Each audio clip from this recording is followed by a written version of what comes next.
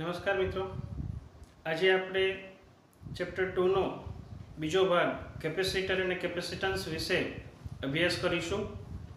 તો સૌપ્રથમ કેપેસિટર એટલે શું અને કેપેસિટન્સ એટલે શું? તો સૌપ્રથમ કેપેસિટર તો જે ડિવાઇસ, જે વસ્તુ વિદ્યુત ભારને સંગ્રહ કરે છે તે વસ્તુને કેપેસિટર કહેવાય છે અને વિદ્યુત ભારને સંગ્રહ કરવાની જે ક્ષમતા છે તેને કેપેસિટન્સ કહેવાય છે. તો કેપેસિટન્સ એ અલગ છે અને કેપેસિટર અલગ છે. કેપેસિટર ડિવાઇસનું નામ છે, જ્યારે કેપેસિટન્સ એ એની ક્ષમતા બતાવે છે. તો જે ડિવાઇસ, જે વસ્તુ, જે રચના વિદ્યુત ભાર સંગ્રહ કરે છે તેને કેપેસિટર કહીશું અને સંગ્રહ કરવાની જે ક્ષમતા છે એ ક્ષમતાને કેપેસિટન્સ કહીશું. તો ચેપ્ટર 2 નો હવે બાકીનો બધો જ ભાગ જે છે કેપેસિટર અને કેપેસિટન્સ પર રહેલો છે. તો કેપેસિટર અને કેપેસિટન્સ મુદ્દા ઉપર આવતા પહેલા એની સાથે જોડાયેલા કેટલાક વાક્યો જે છે એને બરાબર સમજી લઈએ. તો સૌપ્રથમ જે છે આપણે સમજીએ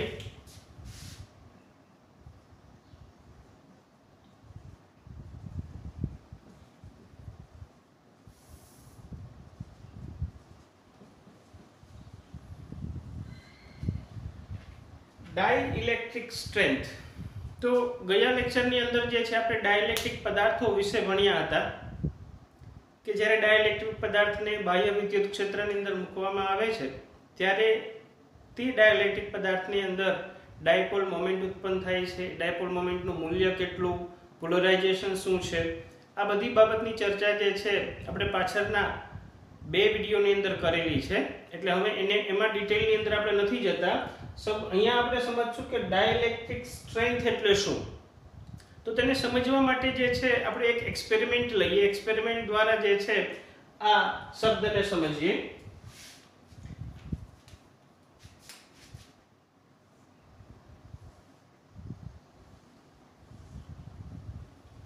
અહીંયા મેં એક પ્લેટ લીધી છે,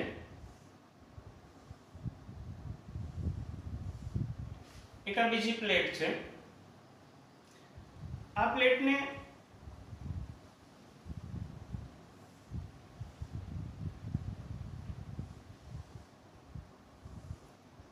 એક ચલ બેટરી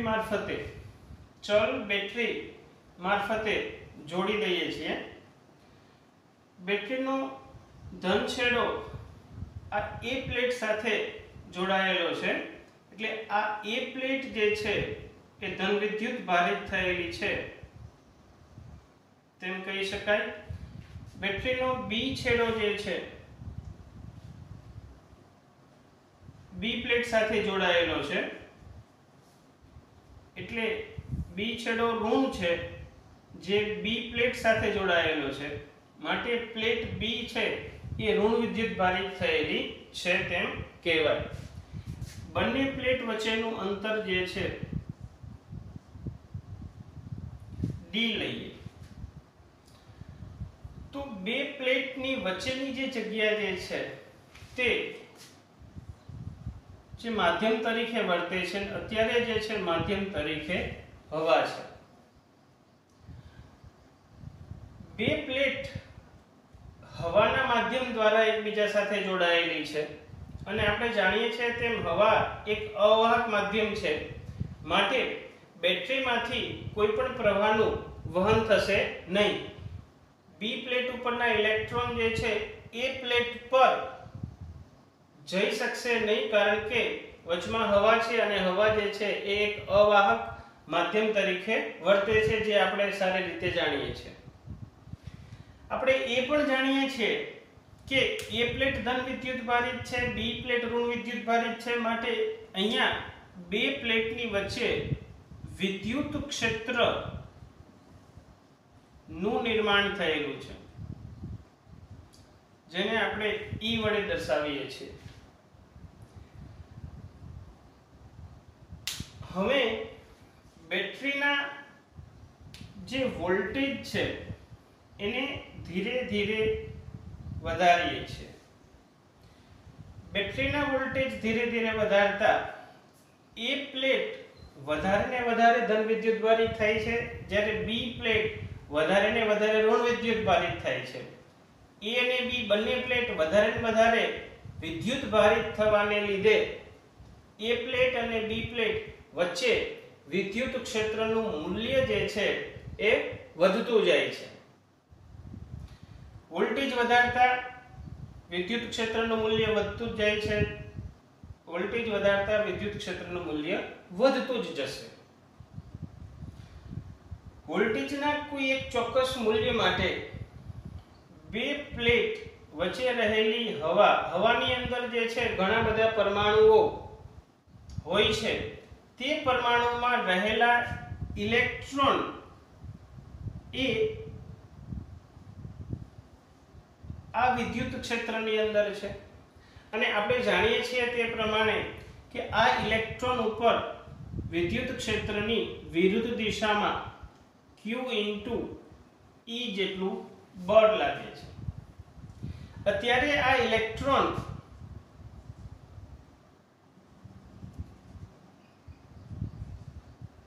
કેન્દ્ર સાથે કોઈ ચોક્કસ બળથી જોડાયેલો છે F, અને આ ઇલેક્ટ્રોન બાહ્ય વિદ્યુત ક્ષેત્રમાં પણ છે, અને બાહ્ય વિદ્યુત ક્ષેત્રની દિશા A થી B પ્લેટ તરફ છે. માટે આ ઇલેક્ટ્રોન પર વિદ્યુત ક્ષેત્રની વિરુદ્ધ દિશામાં પણ બળ લાગે છે F'. તો આ ઇલેક્ટ્રોન ઉપર બે બળ લાગે છે, F જે ન્યુક્લિયસને લીધે લાગે છે, ન્યુક્લિયસમાં રહેલા ધન વિદ્યુત ભારને લીધે લાગે છે, અને બીજું વિદ્યુત ક્ષેત્રને લીધે બળ લાગે છે F'. F' equal to E into E. હવે ન્યુક્લિયસના ધન વિદ્યુત ભાર અને ઇલેક્ટ્રોન વચ્ચે લાગતા બળનું મૂલ્ય ફિક્સ છે, તે બદલાતું નથી. પરંતુ આપણે બાહ્ય વોલ્ટેજ વધારતા વિદ્યુત ક્ષેત્રનું મૂલ્ય વધતું જાય છે, તેથી F' મૂલ્ય જે છે વધતું જાય છે.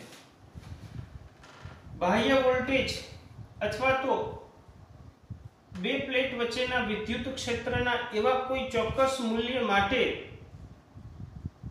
જો F' ગ્રેટર ધેન F થઈ જાય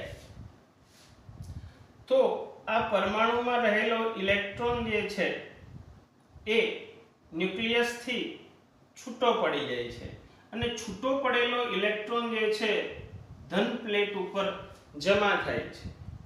એટલે કે આ પરમાણુ જે છે માં એક ઇલેક્ટ્રોન ઓછો થતા આ પરમાણુ હવે એક આયન તરીકે વર્તે છે, જેને આપણે કહીએ છીએ કે હવાનું આયનીકરણ થયું કહેવાય. જેવી આ પરમાણુની અંદર જે છે પોઝિશન છે એવી બાકીના બધા પરમાણુની અંદર પણ જે છે એ જ પ્રકારની પોઝિશન હશે. તો વિદ્યુત ક્ષેત્રના કોઈ ચોક્કસ મૂલ્ય માટે જ્યારે હવાનું આયનીકરણ સ્ટાર્ટ થાય છે ત્યારે હવાની અંદર ઇલેક્ટ્રોનનું વહન સ્ટાર્ટ થાય છે. હવાની અંદર ઇલેક્ટ્રોનનું વહન સ્ટાર્ટ થાય છે, એટલે કે હવા છે તેણે પોતાનો અવાહકતાનો ગુણધર્મ ગુમાવી દીધો છે. તો આમ જ્યારે પણ હવાનું આયનીકરણ થશે ત્યારે આપણે કહીશું કે હવાએ તેનો અવાહકતાનો ગુણધર્મ ગુમાવ્યો છે, કારણ કે હવે હવાની અંદર અવાહક માધ્યમની અંદર વિદ્યુત પ્રવાહનું વહન થવાનું સ્ટાર્ટ થયું છે. સામાન્ય રીતે અવાહકનો ગુણધર્મ એ છે કે તેમાં વિદ્યુત પ્રવાહનું વહન થતું નથી, પરંતુ વિદ્યુત ક્ષેત્રના કોઈ ચોક્કસ મૂલ્ય માટે હવાએ પોતાનો અવાહકતાનો ગુણધર્મ ગુમાવી દીધો છે, એટલે કે હવામાંથી વિદ્યુત પ્રવાહ પસાર થાય છે, એટલે કે હવાનું આયનીકરણ થયું તેમ કહેવાય. વિદ્યુત ક્ષેત્રના જે મૂલ્યે હવાનું આયનીકરણ સ્ટાર્ટ થાય છે, વિદ્યુત ક્ષેત્રના તે મૂલ્યને તે માધ્યમ તે અવાહક માધ્યમની ડાઇલેક્ટ્રિક સ્ટ્રેન્થ કહે છે. આમ વિદ્યુત ક્ષેત્રનું કોઈ એક ચોક્કસ મૂલ્યથી વધારે મૂલ્ય લેશું તો તેની માટે તો આયનીકરણ થશે જ તે. તો અહીંયા ડાઇલેક્ટ્રિક સ્ટ્રેન્થની વ્યાખ્યા આપણે આ પ્રમાણે આપશું કે વિદ્યુત ક્ષેત્રના જે મહત્તમ મૂલ્યે હવાનું આયનીકરણ સ્ટાર્ટ થાય છે ડાઇલેક્ટ્રિકલના તે મૂલ્ય વિદ્યુત ક્ષેત્રના તે મૂલ્યને તે અવાહક માધ્યમની ડાઇલેક્ટ્રિક સ્ટ્રેન્થ કહે છે. તો ડાઇલેક્ટ્રિક સ્ટ્રેન્થ એ બીજું કાંઈ નથી, વિદ્યુત ક્ષેત્રનું એક મૂલ્ય છે. અને અહીંયા આપણે જાણીએ છીએ તે પ્રમાણે કે અહીંયા વિદ્યુત ક્ષેત્ર E equal to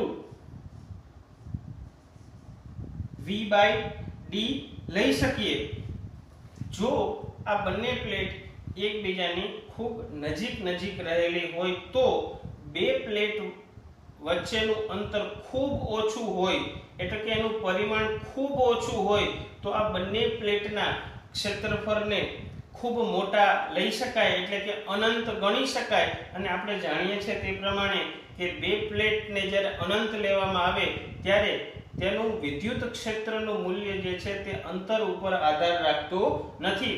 અહીંયા આપણે બંને પ્લેટને ખૂબ નજીક લેવાની છે, જેને લીધે બે પ્લેટ વચ્ચેનું વિદ્યુત ક્ષેત્રનું મૂલ્ય અચળ રહેશે અને E = V/d.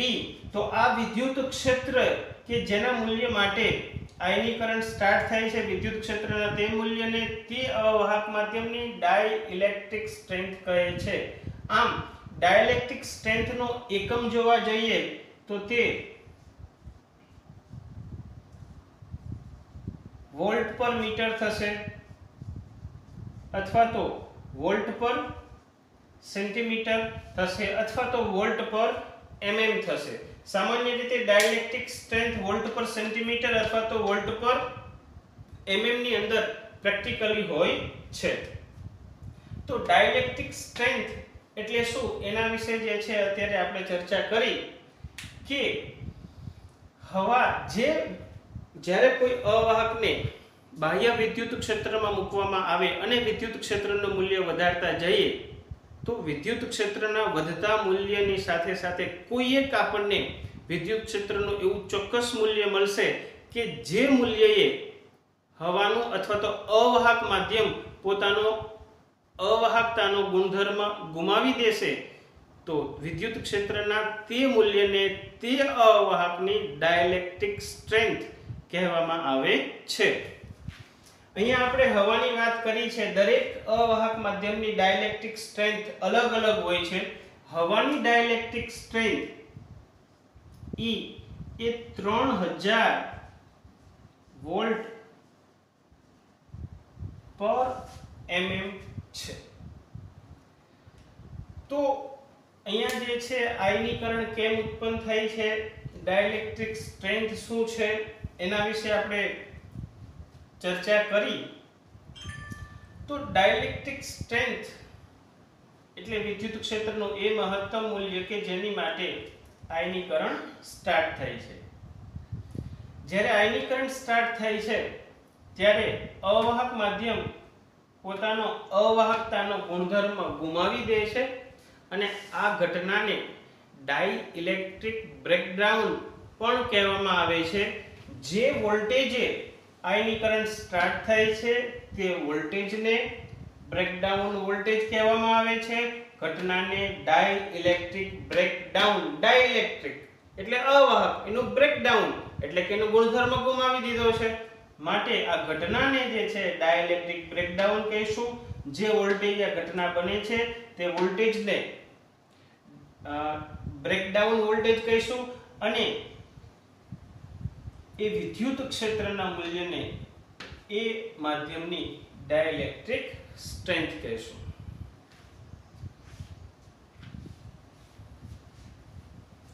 હવે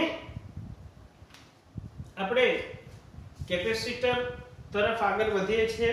તો શરૂઆતની અંદર મેં વ્યાખ્યા આપી કેપેસિટર એટલે શું, તો જે રચના વિદ્યુત ભારનો સંગ્રહ કરે છે તે રચનાને કેપેસિટર કહે છે. તો કેપેસિટરને સમજવા માટે બહુ બેઝિક રીતે આપણે સ્ટાર્ટ કરીએ. તો અહીંયા મેં એક ગોળો લીધો છે, ધાતુનો ગોળો લીધો છે. તેને અવાહક સ્ટેન્ડ પર મૂકવામાં આવેલો છે.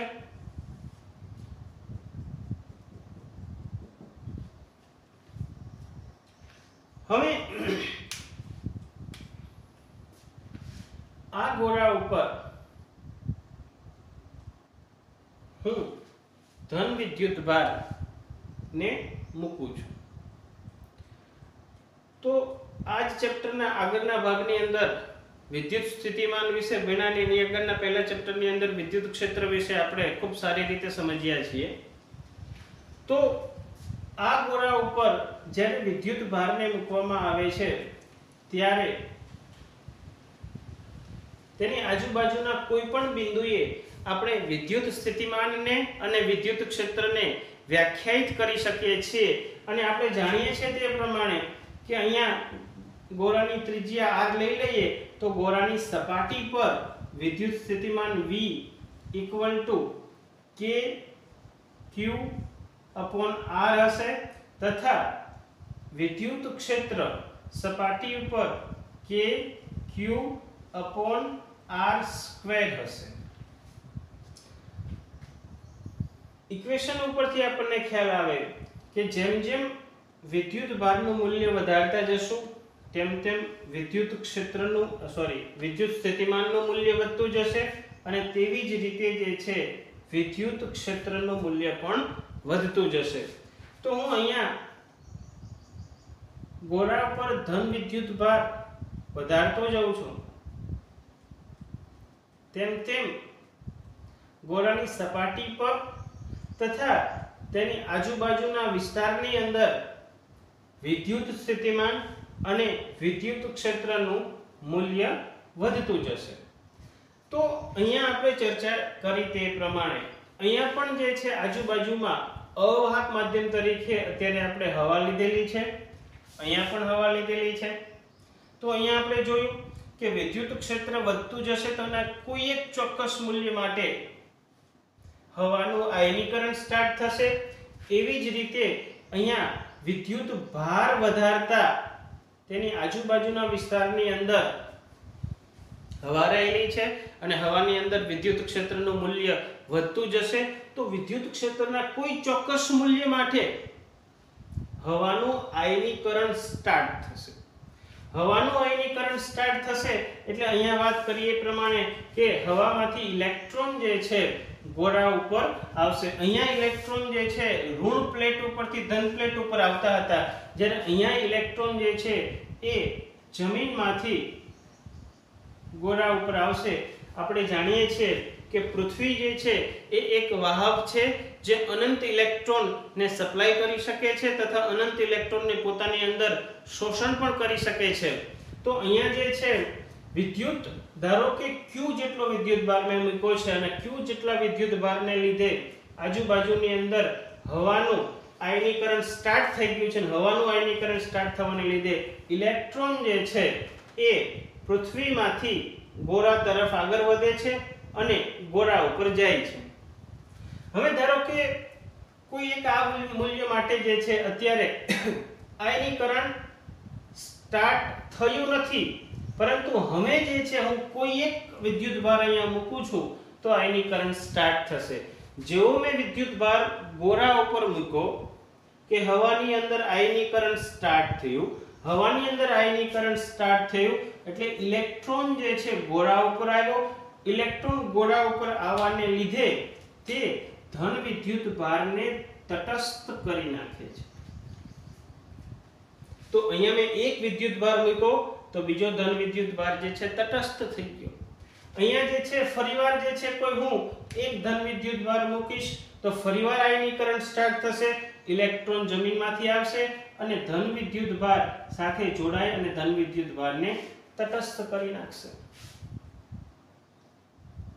તો હવે હું આ ગોળા ઉપર વધારે વિદ્યુત ભાર મૂકું છું, પરંતુ ગોળા ઉપર જે છે વધારે વિદ્યુત ભાર સંગ્રહ થતો નથી, કારણ કે હવે વધારે વિદ્યુત ભાર મૂકવાથી આયનીકરણ સ્ટાર્ટ થાય છે અને આયનીકરણ સ્ટાર્ટ થવાને લીધે ઇલેક્ટ્રોન ગોળા ઉપર આવી જાય છે. તો આ ગોળો જે છે આપણે કેપેસિટરની વાત કરી રહ્યા છીએ, આ ગોળો આ Q જેટલા વિદ્યુત ભારને સંગ્રહ કરી શકે છે, પણ આ Q જેટલા મૂલ્યથી વધારે મૂલ્યનો વિદ્યુત ભાર આની ઉપર મૂકવામાં આવશે તો તે સંગ્રહ કરી શકશે નહીં. કેમ નહીં કરી શકે? કારણ કે જેવો હું એક ધન વિદ્યુત ભાર મૂકીશ તો આજુબાજુનું વિદ્યુત ક્ષેત્ર એટલું પ્રબળ થઈ ગયું છે કે હવાનું આયનીકરણ સ્ટાર્ટ થશે. હવાનું આયનીકરણ સ્ટાર્ટ થશે એટલે ઇલેક્ટ્રોન જે છે ગોળા ઉપર આવશે. ઇલેક્ટ્રોન ગોળા ઉપર આવતા તે ધન વિદ્યુત ભારને તટસ્થ કરી નાખશે. ફરીવાર વિદ્યુત ક્ષેત્ર થોડું ઘટી જશે. ફરીવાર વિદ્યુત ભાર મૂકું છું, વિદ્યુત ક્ષેત્ર વધવાની સાથે ઇલેક્ટ્રોન ઉપર ચડ્યો અને ધન વિદ્યુત ભારને તટસ્થ કરી નાખે છે. આમ આ ગોળા ઉપર જે છે હવે હું Q કરતા વધારે વિદ્યુત ભારને મૂકી શકું તેમ નથી. એટલે કે આ ગોળાની વિદ્યુત ભાર સંગ્રહ કરવાની મહત્તમ ક્ષમતા જે છે એ આ Q છે. Q થી વધારે વિદ્યુત ભાર સંગ્રહ થશે નહીં. તો કેપેસિટન્સને હવે આપણે વ્યાખ્યાયિત કરવા જઈએ છીએ. કેપેસિટર એટલે શું? તો કે કોઈ પણ ડિવાઇસ, કોઈ પણ રચના કે જે વિદ્યુત ભારનો સંગ્રહ કરે છે તેને કેપેસિટર કહીએ છીએ. અને વિદ્યુત ભાર સંગ્રહ કરવાની જે ક્ષમતા છે, કેપેસિટી છે, એ કેપેસિટીને કેપેસિટન્સ કહીએ છીએ. તો આ ગોળાની પણ જે છે વિદ્યુત ભાર સંગ્રહ કરવાની એક કેપેસિટી આવી ગઈ છે. એ Q જેટલો વિદ્યુત ભાર સંગ્રહ કરી શકે છે, એનાથી વધારે વિદ્યુત ભાર સંગ્રહ કરી શકતો નથી.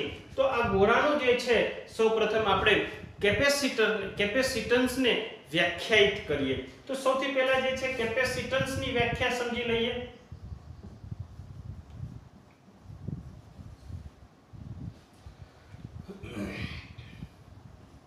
તો એકમ વિદ્યુત સ્થિતિમાન ના તફાવત માટે સંગ્રહિત વિદ્યુત ભારને તે રચનાનું કૌંસમાં ડિવાઇસ, તે રચનાનું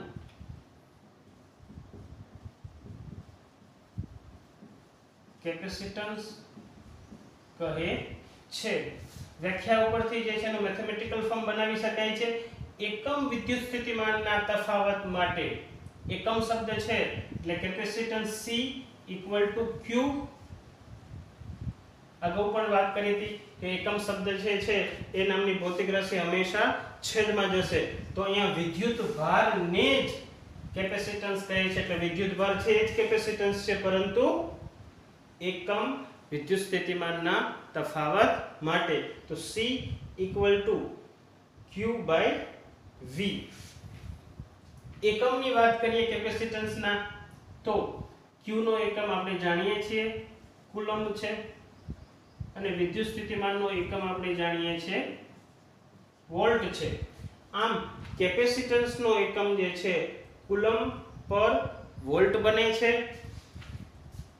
જેને વૈજ્ઞાનિક ફેરેડેના માનમાં ફેરેડે એકમ પણ કહેવામાં આવે છે. આમ કેપેસિટરનો એકમ કુલમ્બ પર વોલ્ટ અથવા તો ફેરેડે છે.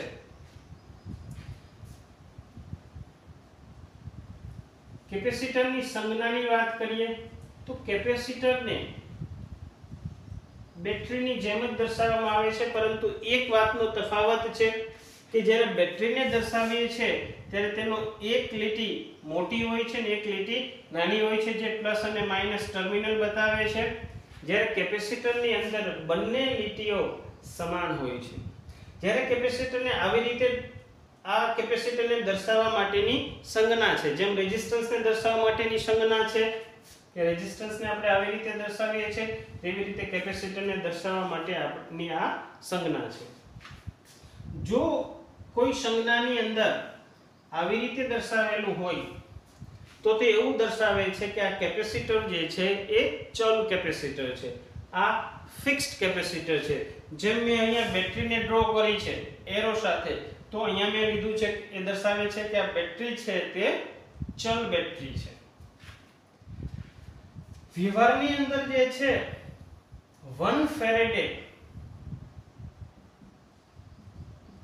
ખૂબ મોટો એકમ છે. કેમ ખૂબ મોટો એકમ છે? તેની ચર્ચા જે છે આપણે પાછળ કરશું. માટે મિલીફેરેડે, માઇક્રોફેરેડે, પાઇકોફેરેડે જેવા એકમો વ્યવહારની અંદર વધારે વપરાય છે, કારણ કે 1 ફેરેડે જેટલું કેપેસિટન્સ ઉત્પન્ન કરવા માટે આ જે પ્લેટ જે છે એનું પરિમાણ ખૂબ મોટું હોવું જરૂરી છે, જેની ચર્ચા જે છે આપણે પાછળ કરશું. પણ અહીંયા મેઇન મુદ્દા ઉપર આવી જઈએ કે અહીંયા આપણે એક ગોળો લીધો છે. પાછું થોડુંક રિવાઇઝ કરી દઉં છું, કારણ કે આ જ મુદ્દા ઉપર આપણે આગળ જવાનું છે. અહીંયા એક ધાતુનો ગોળો લીધો છે. ધાતુના ગોળા ઉપર જે છે હું ધન વિદ્યુત ભાર જે છે મૂકતો જાઉં છું. ધન વિદ્યુત ભાર ગોળા ઉપર જમા થવાને લીધે ગોળાની આજુબાજુમાં તથા ગોળાની સપાટી પર વિદ્યુત સ્થિતિમાન અને વિદ્યુત ક્ષેત્રનું મૂલ્ય વધતું જાય છે. જેમ જેમ વધારે ને વધારે ધન વિદ્યુત ભાર ગોળા ઉપર જમા થશે તેમ તેમ ગોળાની આજુબાજુની અંદર વિદ્યુત ક્ષેત્રનું મૂલ્ય વધતું જ જશે, વધતું જ જશે, વધતું જ જશે. કોઈ એક ચોક્કસ મૂલ્ય માટે, કોઈ એક ચોક્કસ વિદ્યુત ભારના મૂલ્ય માટે જો વિદ્યુત ક્ષેત્ર એટલું પ્રબળ બની જાય કે જે આજુબાજુમાં રહેલું માધ્યમ, અવાહક માધ્યમ, અહીંયા હવા જ લીધેલી છે, કે જે હવાની અંદર એનું આયનીકરણ સ્ટાર્ટ કરી દે, તો આયનીકરણ સ્ટાર્ટ કરવાને લીધે પૃથ્વીમાંથી ઇલેક્ટ્રોન જે છે ગોળા ઉપર આવે છે અને જે વધારે મૂકેલા ધન વિદ્યુત ભાર સાથે જોડાય અને એને તટસ્થ કરે છે. આમ ગોળા પરનો વધારાનો ધન વિદ્યુત ભાર રહેતો નથી, તે ઋણ વિદ્યુત ભાર સાથે તટસ્થ થઈ જાય છે. અને એમ પણ કહેવાય કે હવે ગોળા ઉપર વધારે ધન વિદ્યુત ભાર મૂકતા ગોળા પરનો ધન વિદ્યુત ભાર લીક થાય છે. જેમ પાણી ભરેલી ડોલ હોય, પાણીની ડોલ જે છે સંપૂર્ણ પાણીથી ભરાઈ જાય પછી જે વધારે પાણી નાખીએ તો એ પાણી ડોલમાંથી વહી જવાનું છે, એટલે કે ડોલમાંથી લીક થઈ જવાનું છે. એમ આ ગોળા ઉપર જે છે હવે વધારે વિદ્યુત ભાર મૂકતા ધન વિદ્યુત ભાર લીક થઈ જાય છે તેમ કહેવાય. તો આમ આ ગોળો જે છે એ Q જેટલા, મહત્તમ Q જેટલા વિદ્યુત ભારને સંગ્રહ કરી શકે છે. તો આની સંગ્રહ કરવાની ક્ષમતા જે છે મહત્તમ વિદ્યુત ભાર તરીકે Q છે. તો C equal to Q by V. તો આપણે જે છે કેપેસિટન્સને, કેપેસિટન્સ શું છે તો કે કોઈ પણ રચનાની વિદ્યુત ભાર સંગ્રહ કરવાની જે ક્ષમતા છે તેને કેપેસિટન્સ કહે છે. તો એકમ વિદ્યુત વ્યાખ્યા આ પ્રમાણે બને છે: એકમ વિદ્યુત સ્થિતિમાનના તફાવત માટે સંગ્રહિત વિદ્યુત ભારને રચનાનું કેપેસિટન્સ કહે છે. તો અહીંયા C equal to Q by V. આપણે જાણીએ છીએ કે V equal to KQ upon R છે. તો Q કેન્સલ, તો 1 upon આ R ઉપર જશે, K equal to 1 upon 4 pi epsilon 0 into R. તો આમ સિંગલ એક ગોળાનું કેપેસિટન્સ છે એ 4 pi epsilon 0 R છે. તો કેપેસિટન્સ કઈ બાબત ઉપર આધાર રાખે છે? તો અહીંયા જે છે ગોળાનું આજુબાજુનું માધ્યમ તરીકે આપણે હવા લીધેલી છે, એટલે કે શૂન્યાવકાશ લીધું છે. માટે અહીંયા કોઈ બીજી પરમિટિવિટી આપણે ધ્યાનમાં લીધી આવશે નહીં. 4 pi epsilon 0 R, R એ ગોળાની ત્રિજ્યા છે. તો સૌપ્રથમ તો આપણને અહીંથી ખ્યાલ આવે કે ગોળાનું કેપેસિટન્સ એ ગોળાની ત્રિજ્યા એટલે કે ગોળાના પરિમાણ પર આધાર રાખે છે. આગળ એ પણ જોઈશું કે કેપેસિટન્સ આપણે આનું વધારવું હોય તો શું કરવું જોઈએ. અત્યારે આ મહત્તમ Q જેટલો વિદ્યુતભાર સંગ્રહ કરી શકે છે, એનાથી વધારે વિદ્યુતભાર ગોળા પર મૂકતા આયનીકરણ સ્ટાર્ટ થાય છે અને વિદ્યુતભાર વધારે સંગ્રહ થતો નથી. પરંતુ જો આપણે વધારે વિદ્યુતભાર આની ઉપર સંગ્રહ કરવો હોય તો શું કરવું જોઈએ? તો લોજિકલી વિચારો તો કે અહીંયા પ્રોબ્લેમ શું છે? આ ગોળો વધારે કેમ વિદ્યુતભાર સંગ્રહ નથી કરી શકતો? તો કે ગોળાની આજુબાજુમાં રહેલી જે હવા છે તેનું આયનીકરણ થાય છે, અને આયનીકરણ થવાને લીધે જેમ આગળ ચર્ચા કરી તે પ્રમાણે ધન વિદ્યુતભાર જે નવો મૂકીએ તે ઋણ વિદ્યુતભાર સાથે તટસ્થ થઈ જાય છે, એટલે કે ગોળા ઉપર વિદ્યુતભાર વધતો નથી. તો જો આયનીકરણ ન થાય તો ચોક્કસ રીતે જે છે હજી આપણે વધારે જે છે વિદ્યુતભાર ગોળા ઉપર મૂકી શકશું. આયનીકરણ થવા માટે કોણ જવાબદાર છે? તો કે આયનીકરણ થવા માટે અહીંનું પ્રબળ વિદ્યુત ક્ષેત્ર જવાબદાર છે. આયનીકરણ ન કરવું હોય તો શું કરવું જોઈએ? તો કે આયનીકરણ ન થવા દેવું હોય તો અહીંના વિદ્યુત ક્ષેત્રને ઘટાડવું જોઈએ. તો અહીંનું વિદ્યુત ક્ષેત્ર ઘટાડવાથી આયનીકરણ અટકાવી શકાય. આયનીકરણ અટકાવી શકાય એટલે ગોળા ઉપર જે છે વધારે વિદ્યુત ભારને સંગ્રહ કરી શકાય, અને ગોળા ઉપર વધારે વિદ્યુત ભાર સંગ્રહ થાય તો એનું કેપેસિટન્સ વધે. કેમ? કારણ કે એકમ વિદ્યુત સ્થિતિમાન દીઠ આની ઉપર જો વધારે વિદ્યુત ભાર સંગ્રહ કરી શકીએ તો તેનું કેપેસિટન્સ વધારી શકાય, કારણ કે વ્યાખ્યામાં જે છે વિદ્યુત ભાર જે છે એ જ કેપેસિટન્સ છે, પરંતુ વોલ્ટેજ ચેન્જ થવો જોઈએ નહીં. અને ગોળા ઉપર વિદ્યુત ભાર વધે, Q અચળ રહે અને V અચળ રહે અને Q વધે તો કેપેસિટન્સ વધે. તો ચલો હવે આપણે એ જોઈશું કે આ ગોળાનું સ્થિતિમાન કેમ ઘટાડી શકાય અને એનું કેપેસિટન્સ છે કે કઈ રીતે વધારી શકાય.